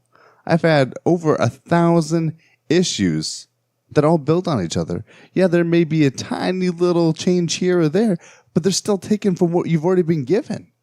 So when I read Action Comics nowadays, I'm getting 75 years, almost 80 years of progression, of strength, of admiration for this character. Not every time that a new writer took over did I need my character to restart. Yeah, you're right. I don't even need to go on. I already sold this case. You need your character to grow. I think you're the first person tonight. Oh, I said, I think you're the first person tonight. This different guy. You my friend from Louisiana? Guess what? I'm from somewhere else. You're the first person tonight that actually ended his case on time. Everybody else didn't do it. I didn't. That other guy who was here didn't do it. This guy over here didn't do it. But you did it. Okay. So I Like, listen. went from like French. I'm not sure if that was like a Rocky who lives in the South. I'm listening to this case, and I say you do a good job. Thanks, John. You do a good job too. Over here, this guy. But but maybe I don't know what you were talking about. Reset, right? Yeah. This guy over here is talking about keep going. And I went outside the other day, and I went in my car. It doesn't reset. The mileage keeps going. Reset. I think it's a legal reset mileage, right? But So- the engine resets. Just What are you thumbs talking in about? my eyes. Yeah, it goes from off to on. Resets. That's not off. That's off on. Yeah, resets the engine. Turn to my on. turn my phone on off. It doesn't reset. Yes, it does. Doesn't go back to a factory reset. That's different. I'm gonna give this to. You know what? We're not even having a rebuttal Yeah. now. Don't worry. This has all been skewed against me. He's going to pick you. You guys each get to judge 2 cases. I get to judge 1. I've only judged I've one. lost every single case. This is a fucking bent I court. never win I don't cases. want to be a judge. I don't want to do this. Boom. I give that to Garrett. Sure. He's trying to make me feel good now. Yeah, no fucking shit. I'm gonna be 100% honest. I'm not the best judge. I didn't listen to your case. I listened to his. Gotta go with it. Go with what you know, so I know what he knows. So good. He wins. You get another day. Yeah, fuck you, man. You suck. Even you gotta agree. No, your case sucked. Alex, pick number one. No, don't pick. Pick number one. Pick defendant or a prosecutor. And I'll be. Defendant. You're gonna be the defendant. I'm gonna be the prosecutor. Here we go. Number 2. Oh, this is fucking good. Be ready for the fucking I'm glad- hardest court case of your I'm life. glad this came up here. I've been waiting for this all night. You're the defendant, you said? Yep. I'm the prosecutor. You're the judge. For one. We are going to argue. I'm going to argue that it's better when Batman is fun and less brooding. You're going to argue when Batman is better when he's angry and brooding. You like that kind of Batman? I like the fun Batman. I like Silver Age. You like this darkness shit. I'll bomb Dick above your Grayson head. Bruce. No. We're talking about Bruce. It's Bruce. Bruce has regardless. been fun, like in Silver Age, like he smiles and shit. That sounds like horrible. Batman 66, like that kind of stuff. You're talking about this guy up here. Yeah. So- I'll go first. All right, that's right. You're the prosecution. I wonder who's going to show up today. Let's see. I really only do 2 voices, so it's going to be one of those 2. Do the first one. At least he's All right, I usually got a minute for this. So let's talk about this real quick. A happy Batman is a good Batman. You ever seen Grant Morrison? He loves that guy. Silver Age. This man is called the Cape Crusader for a reason. This is swashbuckling adventures. He picks up Robin. Oh, picks up. That's a weird thing to say. He teams How up with does he Robin. pick him up? He teams up with Robin. They go on adventures. They're all around the world. This Bat team. They go out there. They have adventures. They swing on ropes. Holy smokes, Batman, he says. And they have some fun. That's what people loved about that series. Didn't take itself too seriously. It was fun. There's even, like today, there's a comic Batman 66. It lives on. If it's too dark and brooding, eventually, it's going to make me sad, and that's not why I read these comics. I rest my case, and I rest my life. Oh, yeah, that was kind of rough. Well, Alex? I mean, I can't say that Go. anything. I am the judge. I get to talk between shit. You guys, this is such a fucking How you gonna bent judge the- courhouse. Never mind, Alex. How you going to Go. judge this case already when he's not even said anything? I'm just transitioning from the horrible case I just heard to hopefully something better than that shit. What is this, the talk show? All right, ready? The court. I'm ready. Shit. So Batman, the Cape Crusader, big whoop-de-doo. He's the Dark Knight. The one thing Bruce told everyone, and maybe he hasn't told everyone, but the one thing he's lived up to doing was scaring the villains. He never wanted anyone else to go through the crap that he had ever gone through. You don't become a happy-go-lucky guy swinging on your little ropes, carrying on your little robins. You're out there to stop crime. And to stop crime, you inflict fear. Sometimes a little punishment. They need to know you're out there. And the only way you can do that is without a smile. You got to go harm more often. You punch people in the face. You break their legs. You know what we learned in Dark Knight Rises? Not Dark Knight Rises. Dark Knight Returns. He'll walk again. Case rested. Or is it just he'll walk? I don't remember what he says. He's young. He'll walk again. Yeah. Well, There's no rebuttal needed. to Dark be Knight honest, My personal beliefs is that Angry Dark Knight's better, but Marvin wins because he actually gave fucking evidence to why his was better. Yours was just like, Batman's mean. I wasn't even listening to Marvin's thing. He doesn't like when you just didn't have a good case, bud. I think this is called, we throw this out, right? This case? Yeah. The judge didn't give us rebuttal time. Boom! I didn't get rebuttal time on the last case. Yeah, you did. Reject. No, I didn't. No, it was ended, and you said Alex wins. No, You didn't give me a chance to he let you win. Oh, you let me win, but I only said one thing. He didn't get to rebuttal, I mean. Let you win. Boom! That has been This is the game with Judge Dredd. where everyone wins, but Garrett loses no matter what. Whatever record, comic book court, hardest game to play. We don't know about these cases till we show up. So it's not like these guys have prepared this, and that's the reason why they have nothing to say. If they did, I would kick them off the show. But no, they show up and they don't know anything, and they it's all improv, and they all go off of the dome there. It's all biased and skewed. You want to know all the cases I have? Because I won't ever use them again. Here's what I had. We did the reset, moving on. Fun Batman versus Angry Batman. Superheroes versus Others. Here we go right here. Case number 4 we never used. Are the TV shows and movies becoming oversaturated, or keep them coming, baby? Give me as much as you can. Number 5 we did Wait for the End, or month to month. Number 6 I would love to come up, but it didn't come up. We get comics for what? To read or collect? And then number 7 was which art style is better, a loose style or very realistic style. So that's Comic Book Court, Wednesday Comics 605 at gmail.com. Make sure to email us and let us know what you think of those court cases, and let us know what your opinion is. And let me know. You taste mango juice? Is it good? Never had it. I'm talking about pure mangoes. I've had this artificial stuff before, but pure mangoes. At Wednesday Comics on Twitter, at Garot2188. Let him know what you think about life. He wants to know everything you want to know. Oh, yeah, say to him.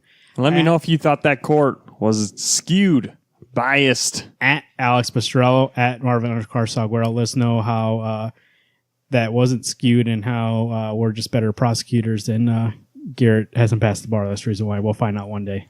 He's lied on I was born to be a judge, and I got to judge once. You were a judge once. Yeah, and you guys were judged twice each. Dicks. Facebook.com/Wednesday Comics Podcast. Make sure to like the page and write in the wall. Send us a message to all the 3. Let us know what you think, and subscribe to the show. Apple Podcasts, Google Podcasts, Stitcher Radio, and Spotify. It's on also other platforms, many other platforms, but those are the main 4.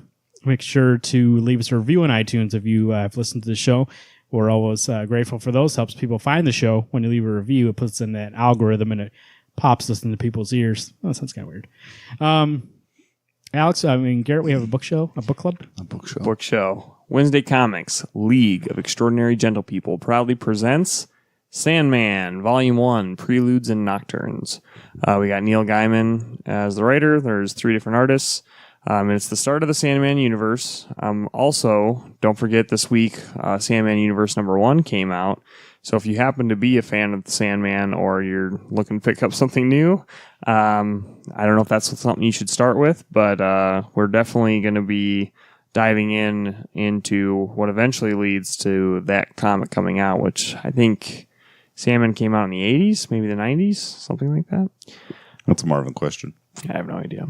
But that's our 40 book when club, that came out. and you have until October 4th to give us your voicemails or to send in your emails of your reviews or your thoughts. So definitely we want feedback on these books. So just read them and then let us know what you think about them. And start thinking about the next one for me to pick. And don't worry, you can get your voice, your opinion on this show. Yes, give us a ring a ding ding, 605-215-1849. Leave us a voicemail. Let us drop us a line. What do you think Alex should pick as his book? And we'll play on the show and we'll have that discussion. Maybe Alex will hash it out with you online anytime on the show or on Twitter. Let them know what your opinions are. Make sure also to go to our YouTube page and you can view the Gauntlet there. Catch up Garrett if ever does another one. And anything else we do a video.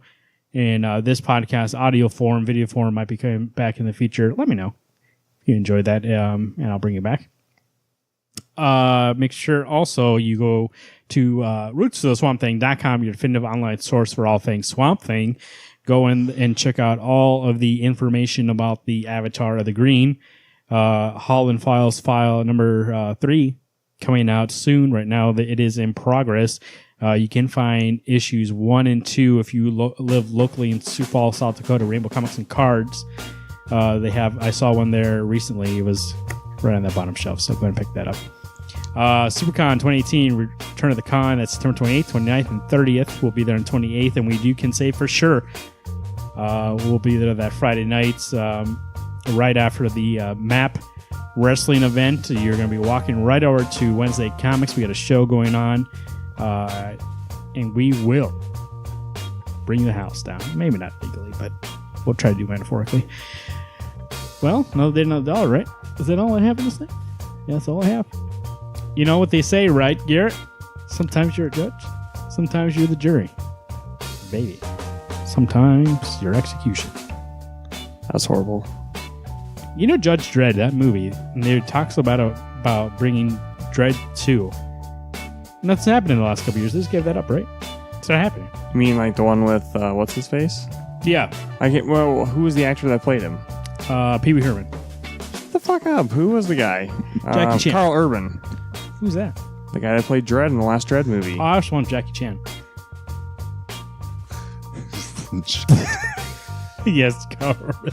I couldn't remember his name because that movie hasn't come out in a long time. Carl Urban of Lord of the Rings fame, Star Trek fame, Thor Ragnarok. Judge Dredd fame, Oh, really? Thor Ragnarok fame. He was The big dude. machine gun? Speaking of the Executioner, he was, what's his name? The machine gun, right? Ern or Orn? The Executioner. See? Yep. See, sometimes you are the Executioner. I am always banging the gavel. My name is Marvin. You're dumb shit. I'm Alex. I have nothing. I'm Garrett. Hey, everyone. Keep sharing those pages.